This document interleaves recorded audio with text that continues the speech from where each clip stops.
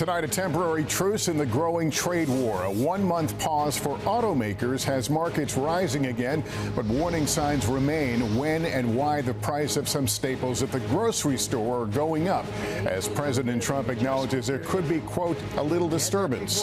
The cross-country severe storms, from whiteout conditions to the crash shutting down an interstate.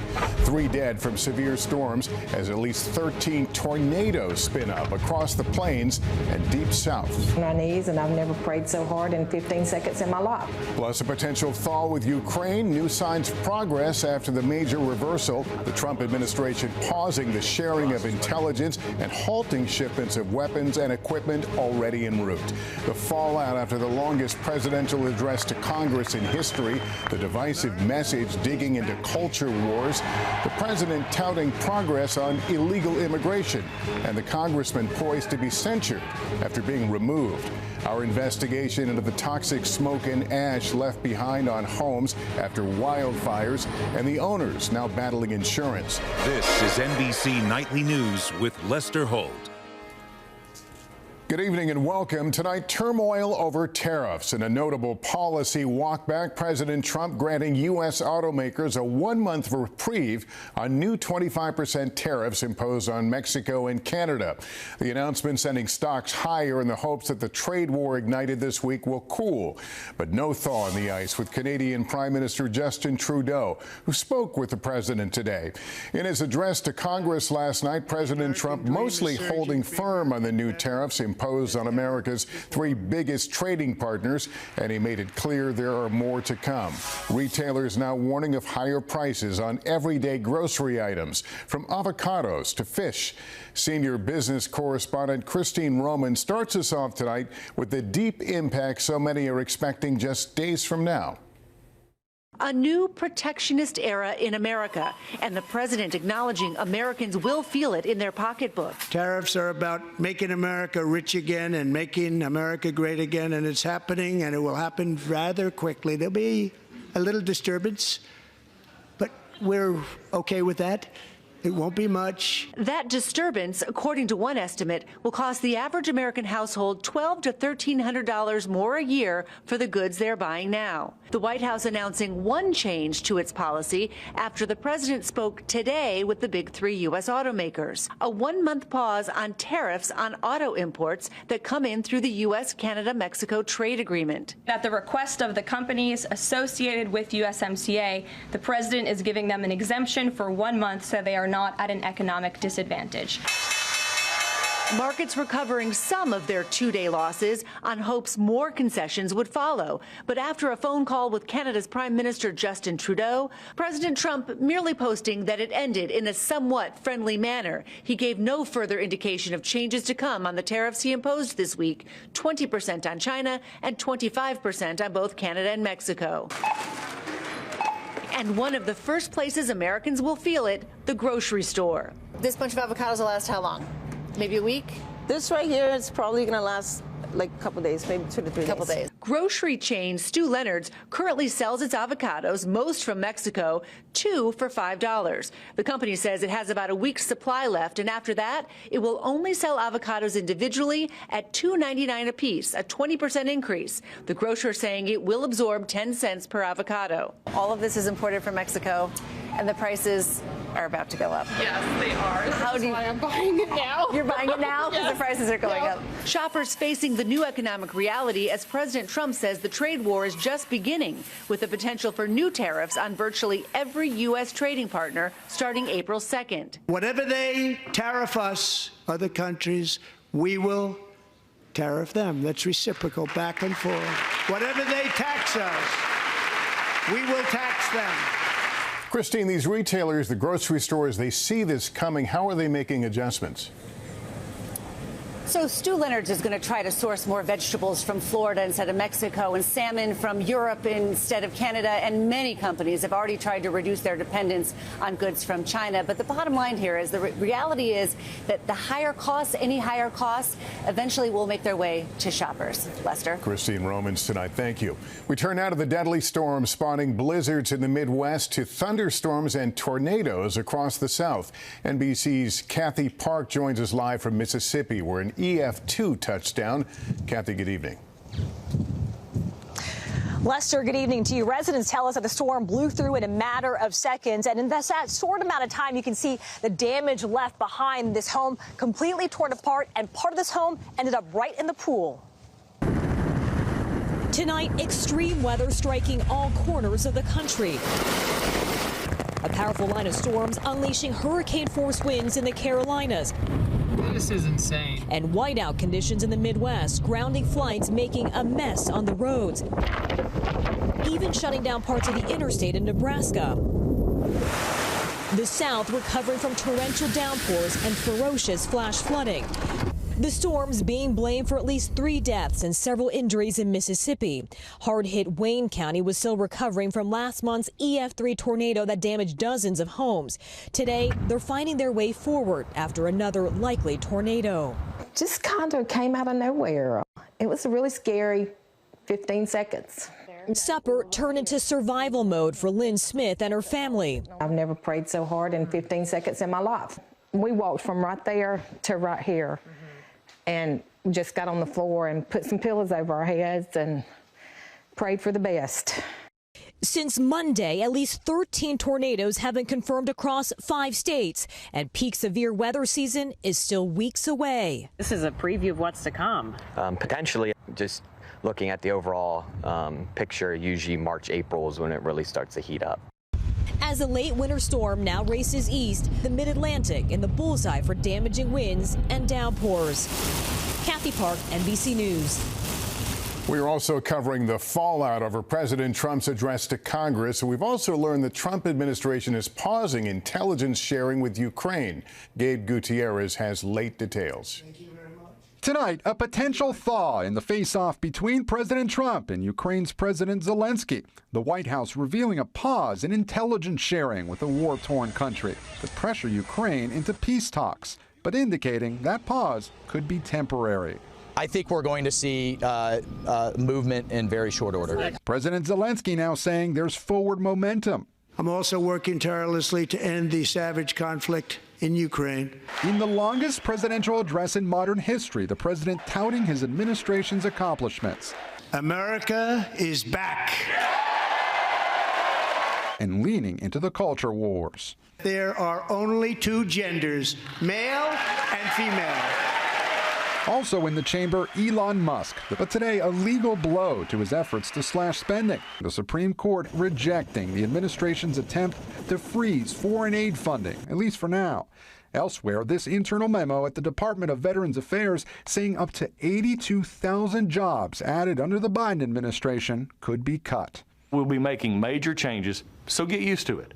And President Trump announcing the arrest of an ISIS terror suspect accused of planning the Afghanistan bombing that killed 13 U.S. service members. Near the beginning of the speech, the president heckled repeatedly by Texas Democrat Al Green, who was then removed by the House Speaker. When he said that he had a mandate, it triggered something. It really did, because he doesn't have a mandate. Other Democrats held up signs of protest or walked out. Donald Trump delivered one of the most divisive speeches made by a president in American history. Last night was a very clarifying moment for our country. The Democrats exposed themselves as the party of insanity and hate. Some of the most poignant moments. I am asking our new Secret Service Director, Sean Curran, to officially make you an agent of the United States Secret Service. The president celebrating 13-year-old brain cancer survivor DJ Daniel, who today visited the Oval Office. Also honored the family of Laken Riley, the Georgia nursing student killed by an undocumented immigrant last year. The president highlighting the record low number of illegal border crossings since he took office.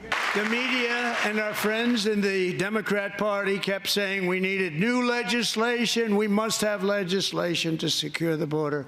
But it turned out that all we really needed was a new president. A lot of moving pieces tonight, Gabe. We've just learned now the administration is negotiating directly with Hamas. What can you tell us? Yes, Lester, the White House confirmed those direct talks with Hamas, which usually happen through intermediaries because it's a terrorist organization. Late today, President Trump demanded Hamas release its hostages now, saying this was his last warning. Lester? All right, Gabe, thanks. The impacts of the president's budget cuts reach far beyond Washington. Stephanie Gosk reports some local officials are concerned about losing funding for programs that help people with necessities like food and housing.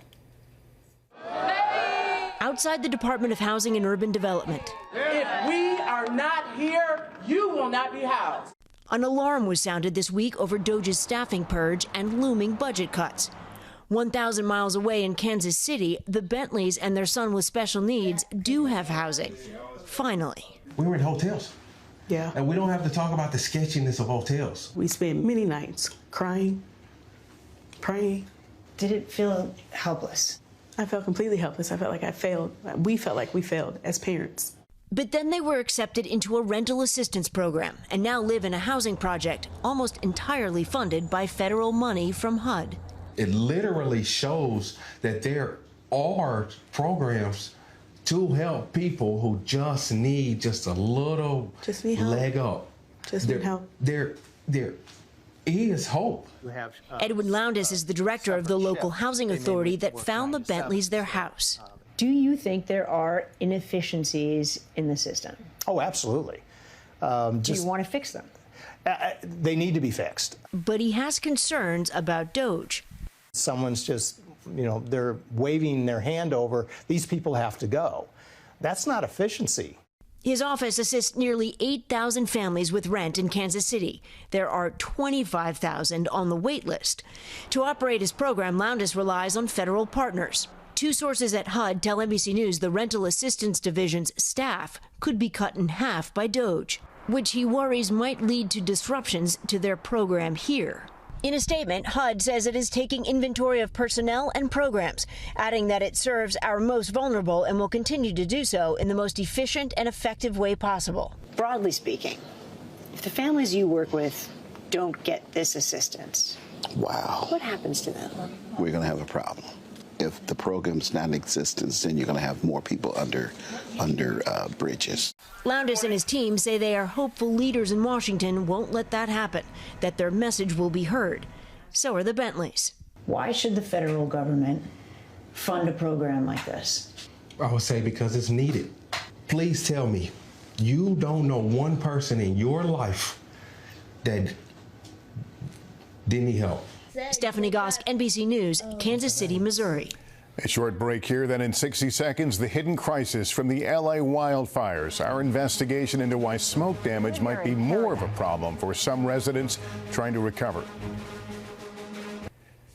It has been nearly 2 months since fires scorched parts of Los Angeles. Now growing frustration over insurance claims for residents whose homes survived the blaze but are unsafe to return to. NBC News' Liz Kreutz reports. We built the house. We put every dollar we had into it. Ian Hardcastle seems like one of the lucky ones. I was shocked that it's still here.